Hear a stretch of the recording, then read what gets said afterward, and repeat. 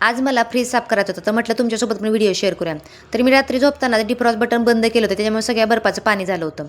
तर मी सगळ्या अगोदर ड्रॉवर, सगळ्या भाज्या, सगळ्या वस्तू अगोदर ठेवलेलं काय काय ठेवलेलं ते सगळं काढून घेतलं होतं. तर हे बघा तुम्ही, सगळं बर्फाचं पाणी झालं होतं. आपल्याला सवय असते की भाज्या शिल्लक राहिल्या की आपण फ्रीजमध्ये ठेवतो, तर कधी ती सांडली जाते.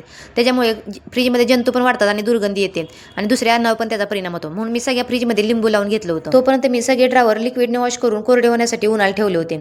तर आतून फ्रीज स्वच्छ करण्यासाठी कोमट पाण्यामध्ये 1 चमचा बेकिंग सोडा आणि 1 चमचा लिक्विड टाकले होते. तर एक माऊस स्पंज घ्यायचा आणि त्यामध्ये बुडवून फ्रीज आतून स्वच्छ पुसून घ्यायचा. मग तर 2-3 वेळा पुसून घेतला होता मी. आणि हो, फ्रीज साफ करताना सुरुवातीला प्लग ऑफ करायला विसरू नका. आणि जेवढा बर्फ फ्रीजमध्ये साठतो ना, तेवढं त्याला मेहनत जास्त घ्यावी लागते आणि लाईट बिल पण जास्त येतं.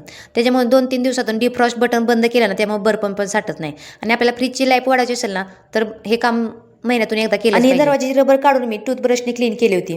तर सर्वात शेवटी कोरड्या कपड्याने एकदा फ्रीज पुसून घ्यायचा. तर आपण आता काही ठेवू शकतो फ्रीजमध्ये, तर एकदम नव्यासारखा फ्रीज दिसतो बघा.